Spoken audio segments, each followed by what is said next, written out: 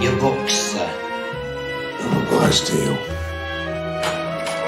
Some years ago, there was in the city of York a society of magicians.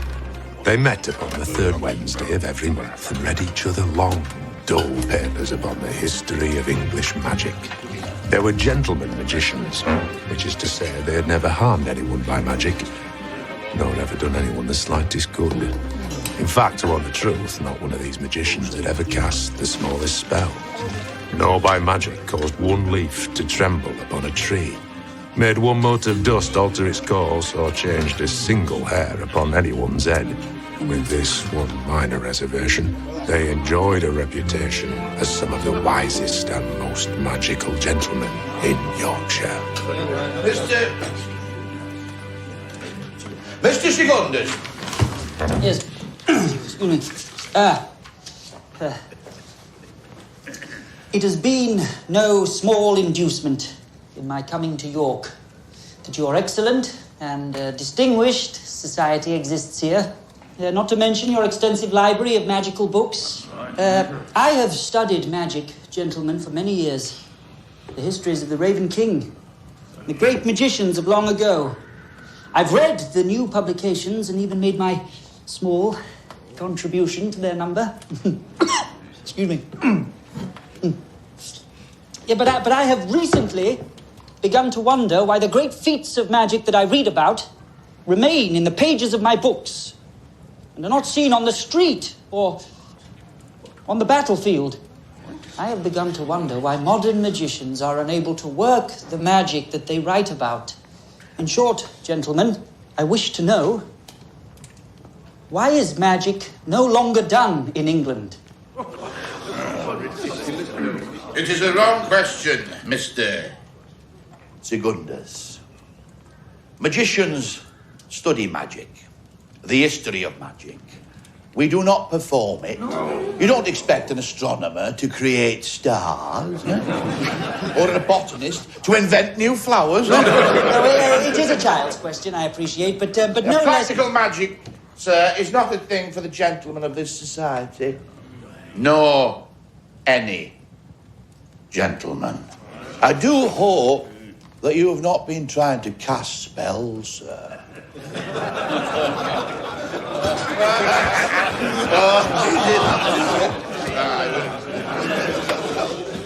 You told me certainly that there would be books coming in. You took a guinea from me.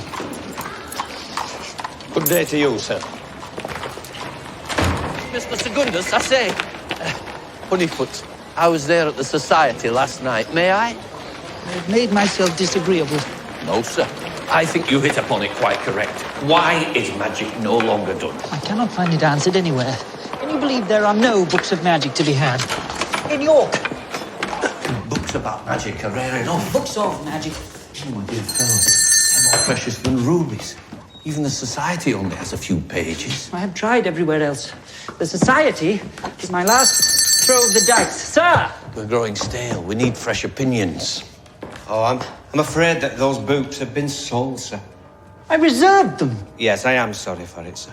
Oh, it is no matter. Do you have anything upon the nature of clouds, rain, atmospheres? Yes, sir. Yes, I do, as a matter of fact. Oh, that's interesting. I'm most fascinated by clouds myself. Keep an eye open. Mr. Secundus. At least I can find the devil who keeps swiping my books. There. Norrell. Eardview Abbey. It is not an age for magic. Why then do you persist, sir? What is it? Tremendously dirty. From a street magician in London. A spell to join together articles which have been parted. Does it work? No. But he was a vagabond, you see. Yellow curtain sort of fellow. Persuaded me to part with a rather large sum of money for that. And then he called me back. Said he'd tell me a secret for nothing. Told me that one day magic would be restored to England by two magicians. All prophecies are nonsense. I know. But it set me upon my present path. We are two magicians. John Secundus and Mr. Honeyfoot. Sounds well. One would expect him to pretend that I was one of the two, but in the end he told me rather plainly that I was not.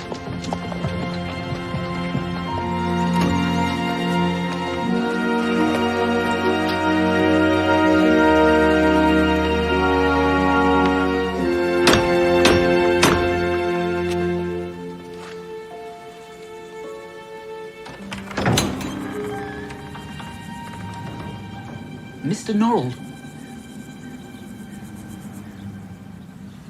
Come in.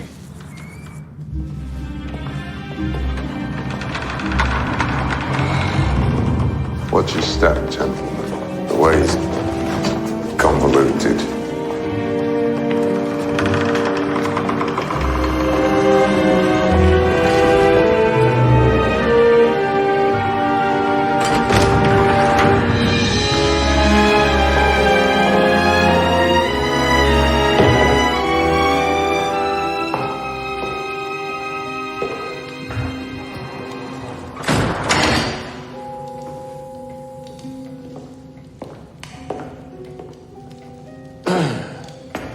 Mr. Honeyfoot to Mr. Secundus of the York Society of Magicians. I read your account of the careers of Martin Pale's fairy servants. It's a creditable piece of work. Well, there was Master Fallowthorpe, was there not? You left him out. In a minor spirit, but nevertheless. I thought. I've never even heard of it. Forgive me, sir, but what a library. Yes, I forget. Of course, he is described in Hogarth and Pickle's histories of their own dealings with Master Fallowthorpe, which you can scarcely have read. Well, you have that book. May we be permitted to... Nothing would be more agreeable to me.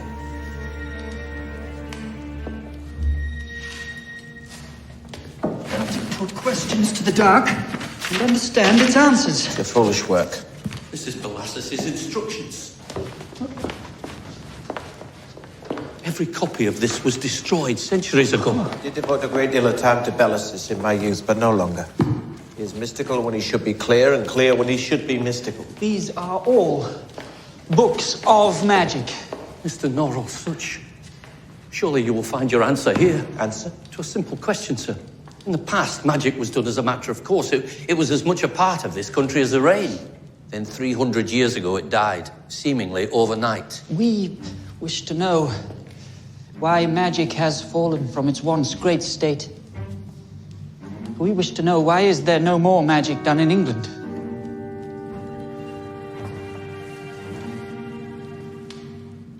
It is a wrong question, sir. Magic is not ended in England.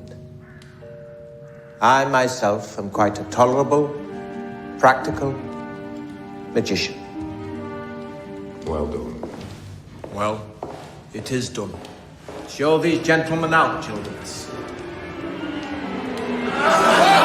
Absolute tripe! Oh, I'm so sorry, sirs, to see you bringing magic into such disrepute. This Norrell is lying. I disagree. I believe Mr. Norrell. Did you see magic done, or did you not? Gentlemen, the answer is a simple one. Yeah. We shall invite Mr. Norrell to prove his ridiculous assertion, to do magic for us, and if he cannot, or will not, to lay off disturbing our peace of mind!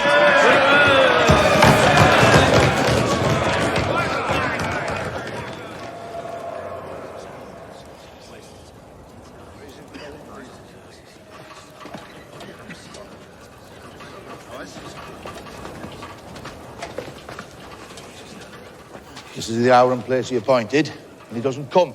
Mr. Norrell concedes defeat. Not at all. Who are you, sir?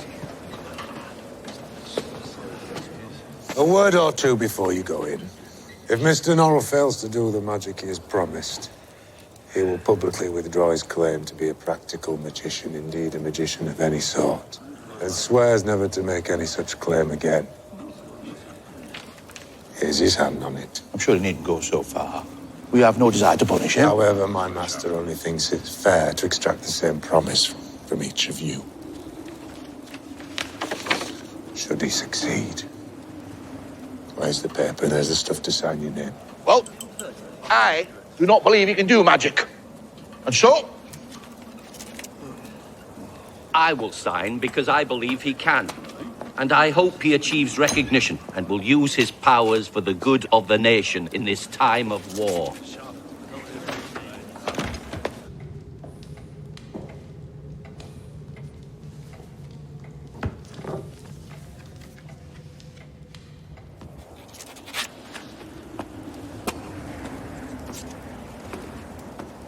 Sir? I will not sign. Magic is my life, sir. What shall I do when it is taken from me?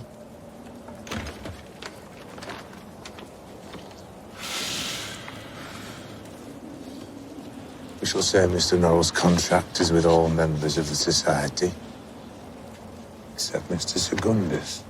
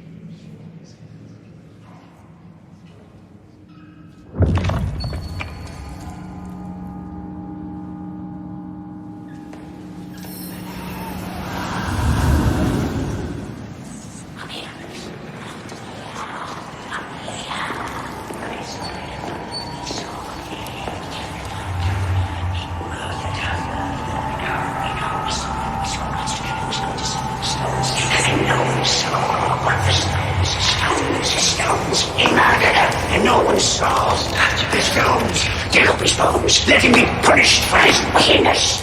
He has brought them alive.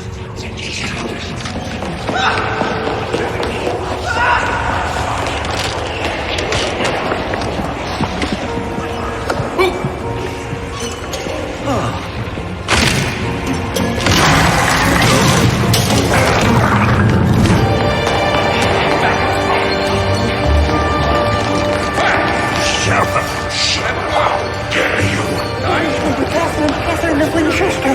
Kill my poor son! Oh, forever upon that damned horse! Get you gone, father! My boot is on the wrong foot, and it is paining my body.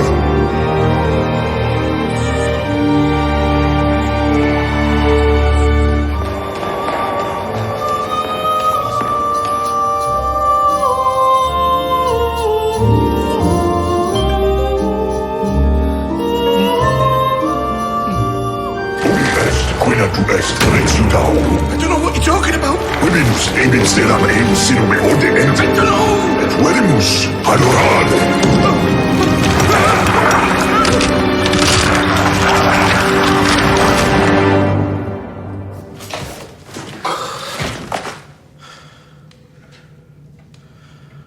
We have not seen the likes of that for 3 centuries.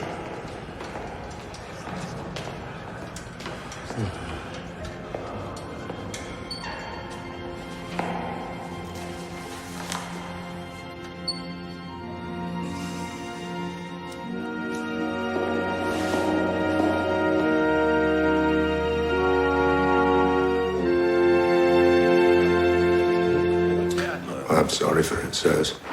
Do not be. Magic is restored to England. I hope it can do some good. Do you think Mr. Norrell would be offended if I wrote to the London newspapers of this? I very much think he would be. But I rather think my master has hidden his talent long enough. It's time for him to take his place. And London is where I shall take him. Well, if that is how the first magician behaves, I dare not think what the second will be like. The Lord be with you. Let us pray. The desolate plateau of the Iberian Peninsula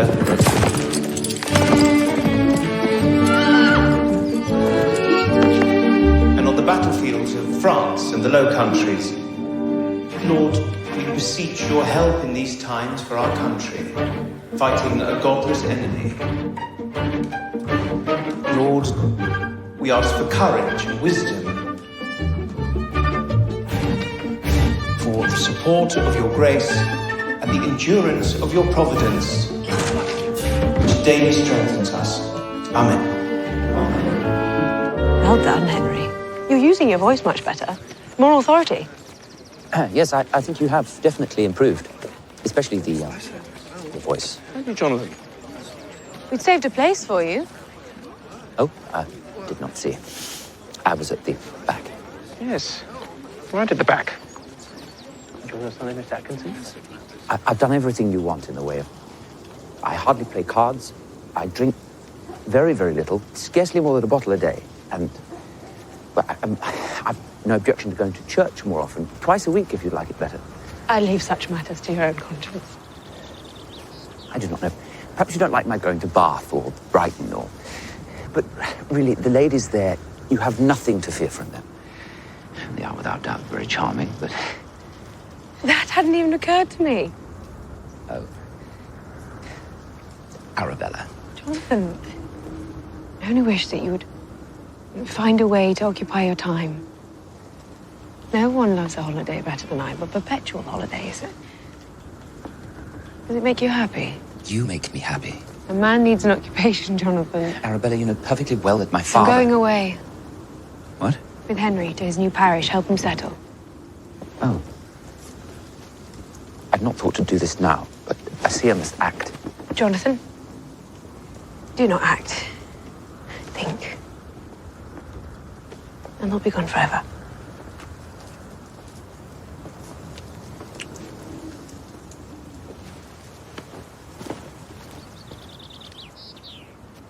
It is cruel, sir, for a fellow of my age to be kept from taking up any useful position in the world. It is no wonder that I go to seed in this manner of which you so desperately disapprove. Which useful position have you in mind? Any, sir. Give it to me and I shall fill it. One more of those and you'll lose your position, sir. As for you, let me see. You have... Good God, man! For pity's sake, Father, have him close the window. The man is clearly ill. Open all the windows. I'm not blind, my son. This clergyman's girl wishes you to be a man of destiny. She does not know that you, like your mother, are weak and skittish and doomed to fulfill no function more useful than that of a clothes horse. My dear fellow. Leave him! On your feet, sir. Stand beside the window.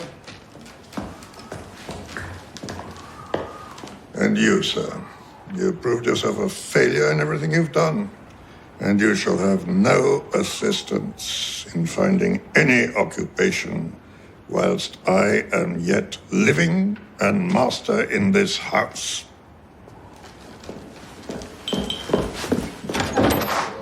I had thought to ask your permission to marry your sister, but I'd rather think it is her permission I'll struggle to get. There's some brandy in that, and it makes it taste much better. It is Sunday, Jonathan. I have a carriage to catch. Arabella loves you. She merely... I have tried. She just wishes you to have purpose. I have tried to buy an ironworks. The smelting room gave me a headache. I have tried to establish a business to collect fossils at Lyme Regis. Yes? Much too rainy. Have you been to Lyme Regis? Cannot your father... My father delights in torturing me as he tortures his servants. As he tortured my mother. Jonathan, God will A way will become clear to you, Jonathan. All I've ever truly wished for is your sister. It often happened in the most unexpected of ways. Goodbye, Jonathan. Do not drown yourself. I will have one more.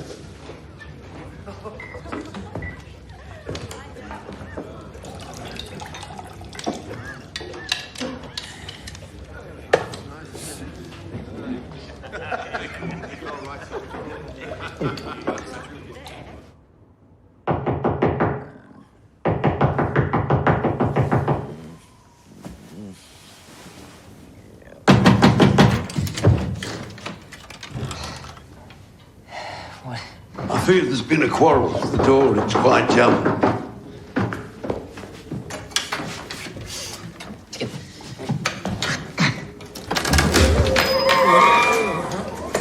Poor fellow is ill. Goodness, as cold as a Scotsman's chimney. Father! Father?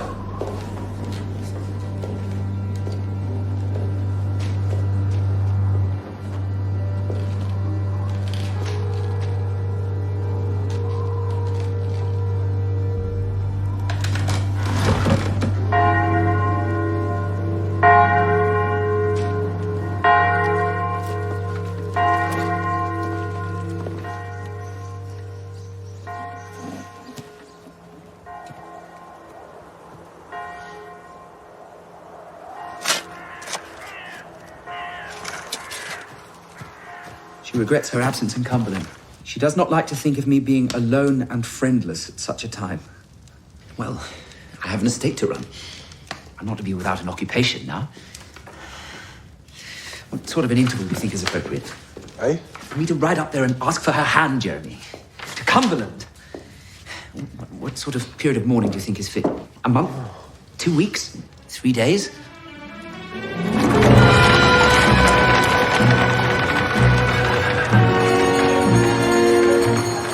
And Mr. Norrell, having taken a London house for the season. I have not taken it, I have bought it.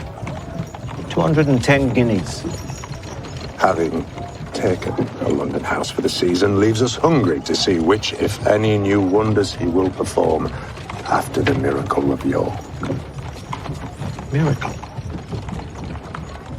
The miracle of York. Are we to see the proof of his genius with our own eyes? Has magic truly returned, or is Mr. Norrell simply a wealthier version of the familiar conjurer in his yellow-curtained tent? I have contented with this for 40 years. Stickers and disapproval. Now, this is why we have come here, is it not? We have come to change that. The Star has reprinted Mr. Secundus's letter with illustrations. Why is London so expensive? So noisy. And the smell.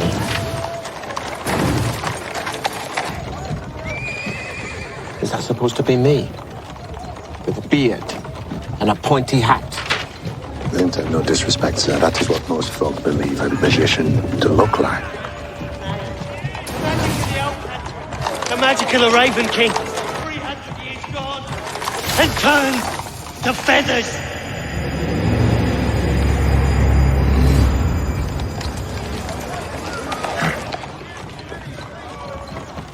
Raven King.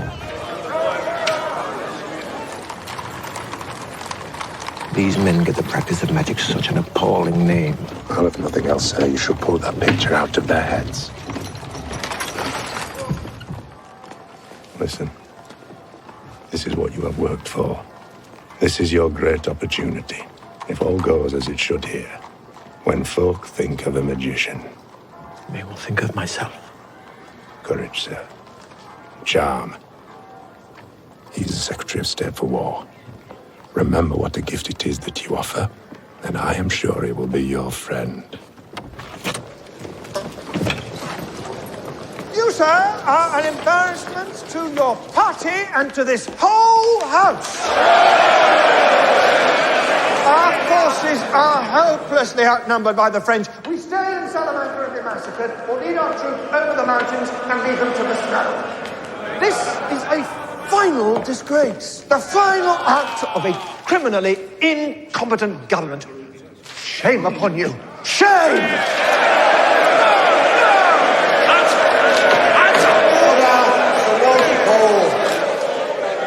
The honourable gentleman is well known for his excellent impromptu speeches, and it is good to know that the time he spends preparing them is not wasted. I would have been happy to hear a deal less of it, but as Napoleon himself has said, you should never interrupt your enemy when he is making a mistake.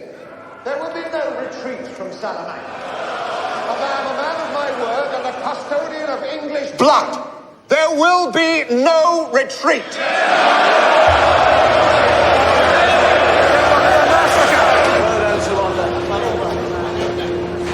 Sir Walter! Sir Walter! Sir Walter!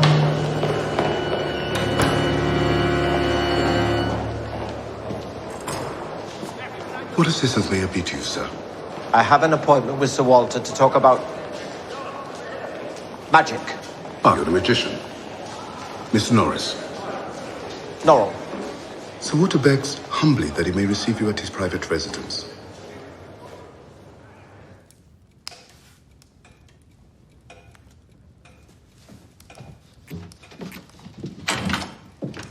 Aha! I'm very glad to meet you, sir.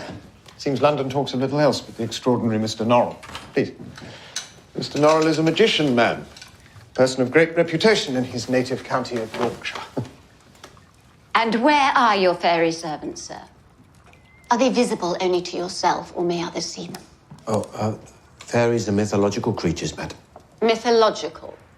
I meant to say they did not exist in the way the stories have them. They're a poisonous race. Their help is always regretted. It is always a heavy price. You are not at all what I expected. Hey, Steve. I had not formed a picture of Mr. Norrell, sir. I had heard you were a practical magician. I hope you're not offended.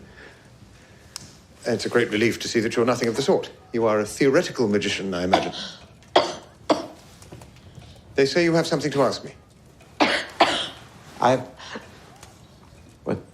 that is to say, I beg your pardon, but I am in fact a practical magician.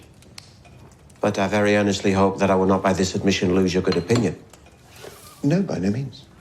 The misapprehension under which you labour, but by which I mean, of course, the belief that all practical magicians are charlatans, arises from the appalling idleness of English magicians in the last 300 years.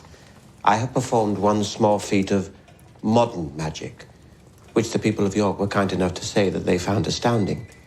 I am come, Sir Walter, to offer you my help in our present difficulties. You mean the war? Yes.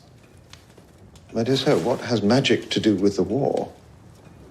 I believe I've heard what you did in York, and I'm sure the housewives were very grateful, but I can scarcely see how such magic may be applied to the war. True enough, soldiers get very dirty. Sir, I made 100 stone figures talk in York Minster. It was nothing to do with housewives. My fiancée, Miss Wintertown. Oh, enchanté, miss. Very fond of magic myself. There's a wonderful street magician, Vinculus. He's all lies and doom. No. Street magicians are the very worst. All magicians are vagabonds. My dear Emma is to be married to Sir Walter at St. George's in 10 days' time. Many congratulations. I am often ill myself. I find some warm lemon and nutmeg. Mr. Norrell, I'm not sure what help you hope to offer us. I'm sorry to say it will not do. Magic is not respectable, sir. The government cannot meddle in such things. Frankly, had I better understood what you were proposing to offer, I would not have agreed to meet you.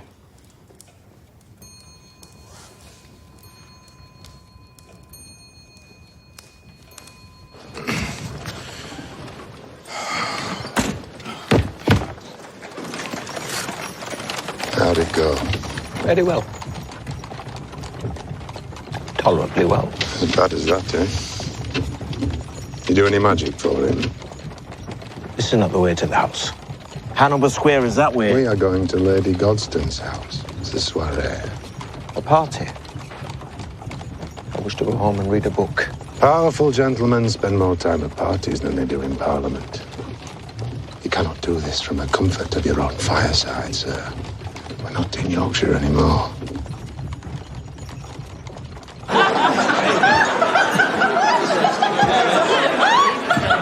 Very short. Excuse me. I heard all the ladies of Yorkshire may put out their dirty linen in baskets at night, and in the morning it is magically clean. Master very Jew.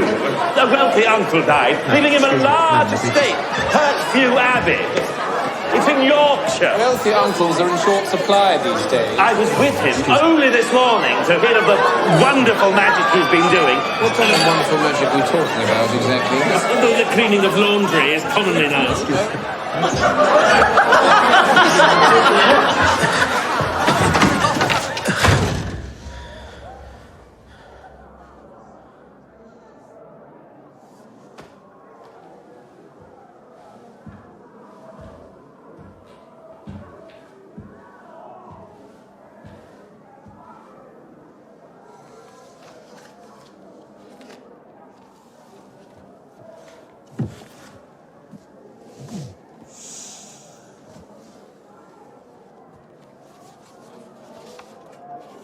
Admitted, you don't know him. On the contrary, nobody in London knows him better. We came here in the expectation of seeing something very extraordinary, such as we have read in the Times, and instead we've been forced to make our own entertainment.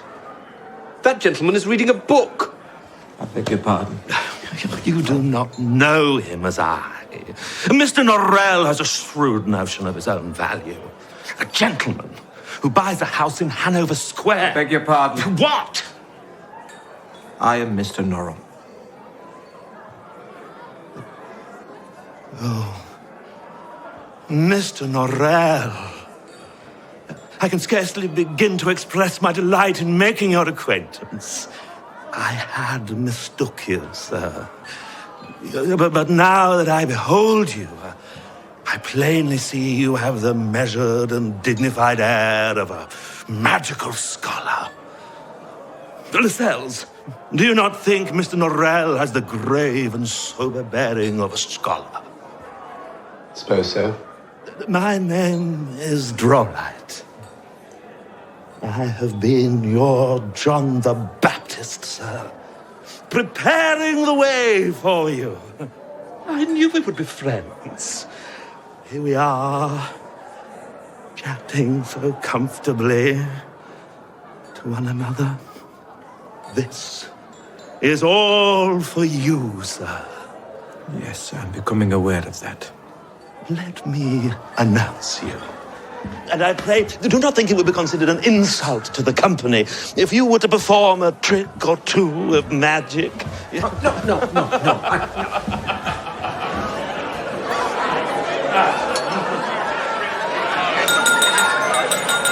My lords, ladies and gentlemen, may I introduce to you my dear friend, the savior of English magic, the magician of Hanover Square, Mr. Norrell! He has disappeared. Can I help you, sir? The rain shall make a door for me, and I shall walk through it. Oh, yes, you think yourself a very fine fella. Holding books like a miser hoards gold. Open up! Well, I have a book, sir. A book you won't find in your library or any other. It's written by the Raven King. And it tells me all about you. Ridiculous magician of Threadneedle Street at your service. Well, know this. Magician? Your coming was foretold long ago. I've been expecting you these past 20 years. Now I've come to explain your destiny to you, as is written in my book. Prophecies, is it? Well, magic cannot see into the future, and rascals who claim otherwise are liars. Gentlemen! These are the words of the Raven King. He was a charlatan, sir! Gentlemen! True magicians shall appear in England. True? The name of one shall be fearfulness, the name of the other, arrogance. Did you say two? The first shall fear me, The second shall long to behold me. The first shall bury his heart in a dark wood beneath the snow, yet still feel its ache. The second shall see his dearest possession in his enemy's hand. Both will fail. The nameless slave shall be a king in a strange land. I will return. His words, sir, not mine. I will return.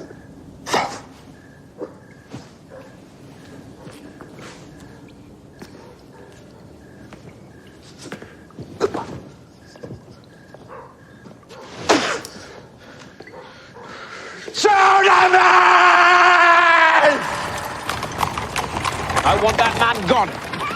I want him run out of London. You shall have some spells. I don't need any spells. What did he want? What? The man put himself to a great deal of trouble and risked hanging. What did he want? Skip a prophecy from the Raven King. Nonsense. The Raven King. He said he had a book. Nonsense, but if he does have a book, I want it, and then I want to go home to Yorkshire. To Yorkshire? We've only just moved here. This house is not respectable enough. Such a tiny library. You're doing it wrong. You got dozens of invitations to fancy houses, and you either turn them down or you scarper. That's not how you get things done. Why do you not at least do some magic here? Just show them. I'm not a performing monkey. David, bring down the packing boxes. Do you wish to make a success of this? Or do you not? There. Take these spells. Use them if you must. 1 penny spells, 2 penny spells. I've got a guinea spell for you, sir. Let me infuse some fortune into your sorry little life, sir. Pull out your purses and procure some curses. Darling, for 5 shillings I'll confer with the River Thames and find that runaway husband of yours. Hey? No? How much for your pies, mate? More than you've got.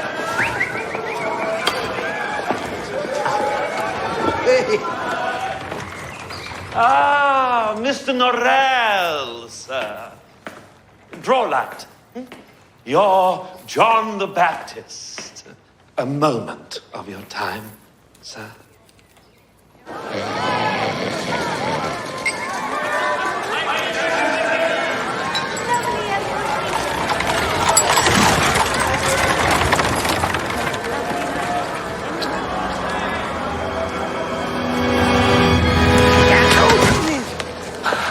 A spell to make an obstinate man leave London. One spell to discover what my enemy is doing presently. Cheap. Well, you can tell the magician of Hanover Square that his spells have no effect on me. Because I haven't cast them yet. There's a true magician in England now. I know magicians and I know magic, and I say this. All magicians lie. That one more than most. Oh, yes. I think you and I had better have a chat. Don't you? What? You left so suddenly last night, sir, and I had so much to say, and I'm sure we will be such friends. Really, you should use some calfskin gloves. Mind the spines, Lucas, the spines. You are not leaving, sir. I came here to restore magic to respectability and to do some good for the war. I'm clearly bound to fail. These men in government will not listen. Sir, if you will permit me, I know these men. Just a spell or two, it would have them embracing you like a brother. I only ask that I be the gentleman to introduce you to society. Just one small piece of magic. Like you did for the housewives in York. I have never washed any linen in my life by magical means or otherwise. Who invented this nonsense? I suppose it is no matter who. So where's this book of yours? You'll never have my book. You'll never even see it. It's my inheritance. From who? The Raven King? Well, you can't hide the truth from me. The cards of Marseille. Shall we see your fortune?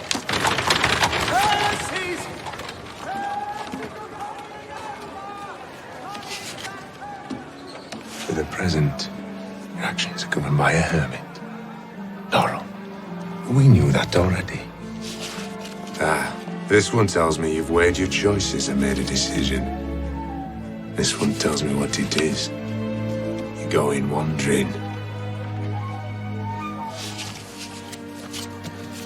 You've a message to deliver. To him. Can I Knight of Wands. May expect a meeting, leading to an ordeal of some sort, perhaps even death. The cards don't say whether or not you'll survive, but regardless, you will achieve your purpose. Do you know what I am yet? Well, there's nothing here that says you're anything more than a charlatan. Then you won't mind if I tell a fortune myself, then, will you? My fortune won't interest you. Not yours. Laurel's. He is at a crossroads, your magician. Let's see which path he chooses, shall we?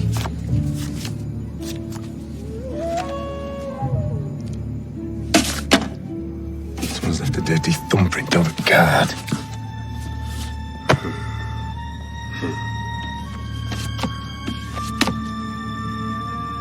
I drew these myself. There's only one king in the pack.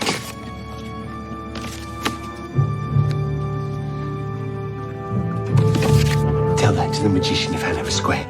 His past, his present, his future. He is coming, you know. The Raven is coming. And his spell is about to be cast.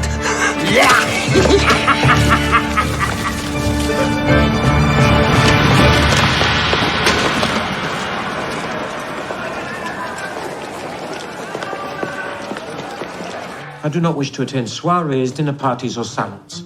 I have offered my services to the country. They have been declined. I shall return to Yorkshire. Good day, gentlemen. Well, sir, you have your revenge, at least as far as Walter Pole is concerned. Sorry? Sir Walter's bride is dead. Oh, poor thing. £1,000 a year and quite dead. She only contrived to remain alive till the end of the week. Dead? The young lady? Oh, that is most unexpected. On the contrary, nothing was more likely. Sir Walter's need of the money is quite desperate. He spent £1,000 on the last election alone. It is a very dangerous thing to bring someone back from the dead. It has not been done in 300 years. No, I could not attempt it. Indeed, sir, no one proposes that you should. No, I know the form of it, but it is precisely the sort of magic I've set my face against. It relies so much upon... Well, that is to say, the outcome, it is quite unpredictable. It is quite out of the magician's power. No, I shall not even think of it. No, sir, I understand. You have in mind a great act of magic, a testament to your extraordinary powers. I must say, I think the idea an excellent one. Should you succeed, all the Poles in England will be on your doorstep. I have labored all this time to make magic my profession, respectable in the eyes of these men, and then still they despise me. Oh, my dear Mr. Norrell, such an opportunity is unlikely to occur again. With one stroke, you return to us that sweet young woman whose death no one can hear of without shedding a tear. And you re-establish magic as a power in the realm for generations to come. There is scarcely any form of magic more dangerous. It is dangerous to the magician, and furthermore, it is dangerous to the subject. But the subject, as you term her, is dead. What worse fate can befall her? And a brave magician, surely. I will need to send for more books. I'll make an excellent landowner, Jeremy. She will tell me that I will be bored, but I shall tell her about my plans for almshouses and demonstrate my concern for the plight of the common man. Common man over there has attempted to violently accost the other common man, sir. I suppose you brought a set of pistols, did you? No, sir. Jeremy, go and fetch me a large stick. I say, you! We are armed and ready. Sir! Shush! What? You'll wake him up. Who? The man under the hedge. He's a magician. If you wake a magician before his time, his dreams come after you and haunt you. Don't touch him. Knight of Wands. Two magicians shall appear in England. The name of one shall be free from this. The name of the other. Arrogance. Both will fail. My name is Vinculus, sir. For 3 days now, I have been walking westward in search of a man destined to become a great magician. Due to certain mystical signs, I can say that it is you. 2 magicians shall appear in England. The first shall fear me, the second shall long to behold me. The first shall be governed by thieves and murderers. The second shall conspire at his own destruction. You do not make it sound very appealing. Choose someone else. I did not choose you, magician. You were chosen long ago. Well, whoever did the choosing will be disappointed. I am no magician. Then buy these 2 spells from me, sir. They'll get you started. I got them from a great magician in London. How much do you want for them? 7 shillings and 6pence, sir. Cough up. All right. All right. The nameless slave shall be a king strange land. You! Let's have you! Work out! That's your lot. Vagrancy! I'm not a vagrant, sir. I have money. Who gave him money? For all It's time we were going, Jeremy. I pray, remember me upon the moors beneath the stars. Good day, gentlemen. I will return. His words, sir, not mine. I will return.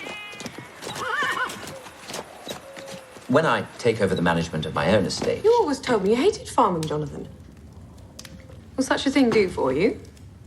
well, You once said that you would rather put out your own eyes than spend 1 moment managing the estate. very well, I'm going to study magic. Will that do? Why on earth would you want to do that? I met a man under a hedge who told me I was a magician. Did you indeed? You do not believe me? No. On the contrary, it's all of a piece with your usual way of doing things. I purchased 2 spells from the man under the hedge. Would you like to see one? Very dirty. We magicians do not regard a little dirt. Ancient, mysterious spells such as these. 2nd of February. 3 days ago. Indeed. A spell to make an obstinate man leave London. One spell to discover what mine enemy is doing presently. Why on earth would you want to make people leave London? These are horrible, Jonathan. I require a mirror and something dead. Jeremy, those flowers. If we could find you a mirror, Jonathan? Now, madam, an occupation. If I make a success of this, might I then presume we that are. you are thank you. And now, the flowers must be arranged like so. And then I draw a circle on the mirror, like this. And then I quarter the circle. Jonathan, where did you get this nonsense? From the man under the hedge. Henry, do at least try Henry, to. that is not your ceiling.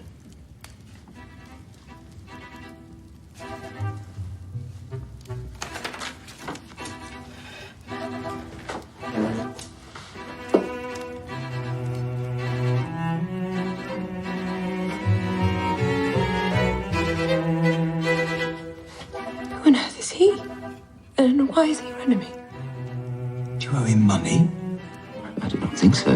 He could be a banker. It looks a little like the counting house. I know, but good magicians conjure up fairy spirits and long-dead kings. I appear to have summoned the spirit of a banker. But at least I am a magician.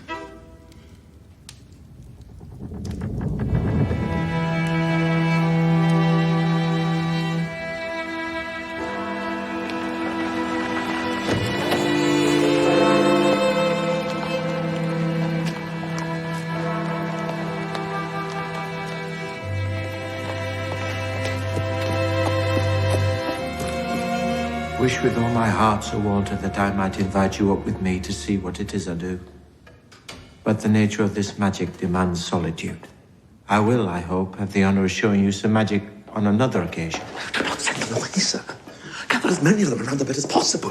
Impress the servants. We should have brought some Chinese powders to throw on the fire. Bang! I wish to go to where Miss Wintertown is. This way, sir.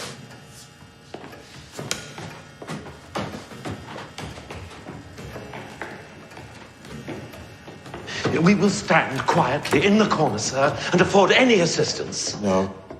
Sir, we... Gentlemen?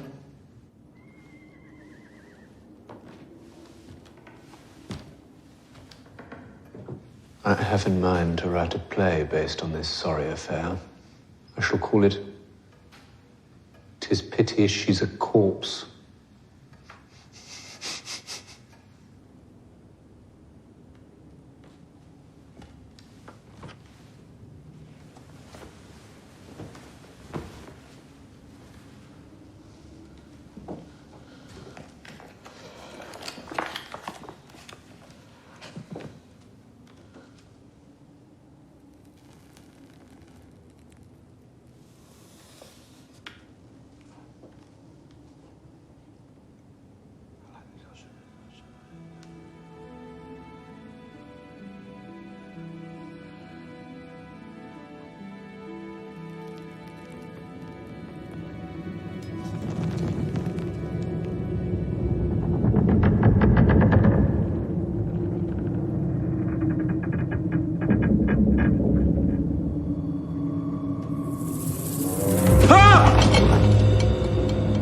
Who in the world are you? I am the greatest magician of the age. I am the man who is destined to restore magic to England.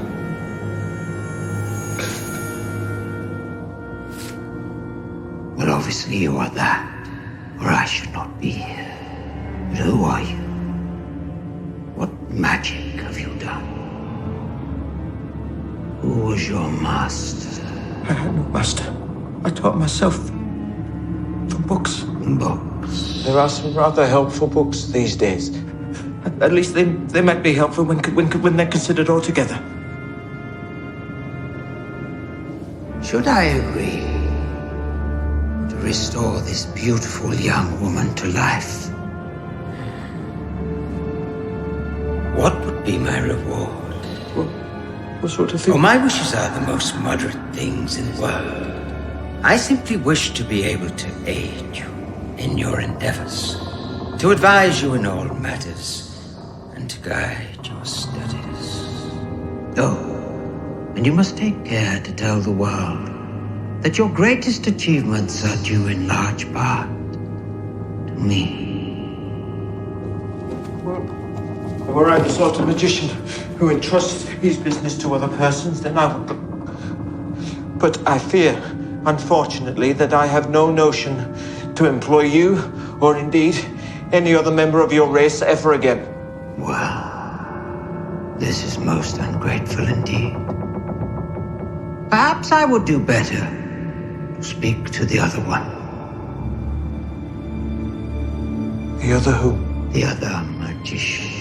Well, there is no other magician. I am the only one. Of course there is another magician. He is your dearest friend in all the world. I have no friends. So you will not help me?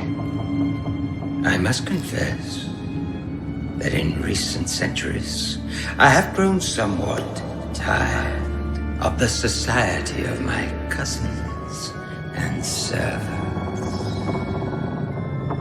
I have need of new companions, and this young woman would be a charming companion indeed.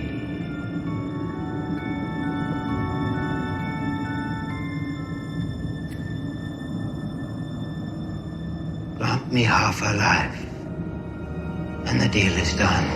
What would her friends and family say? Half a life is better than none.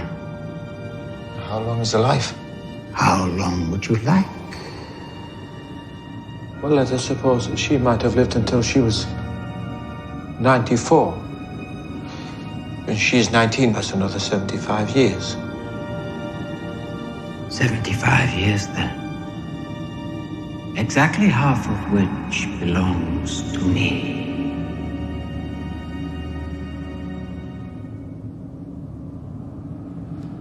Shall we sign something? No.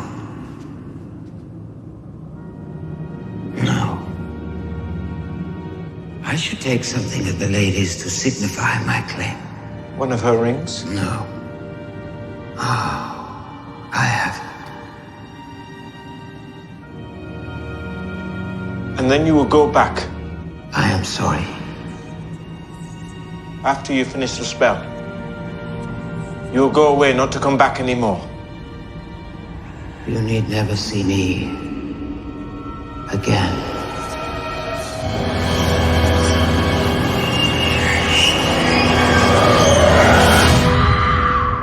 Emma? Miss Wintertown! What are you doing there? Open this door! For the love of Christ, open the door!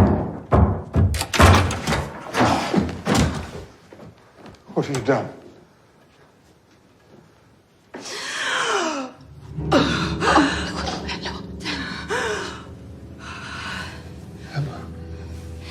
You've been wicked. It's not right you did not tell me how poorly I was. I do believe for a moment I may have been dead. Though I do not seem to be dead presently. How unusual. Walter, I rather like you in black. Let us dance. Emma. Your finger.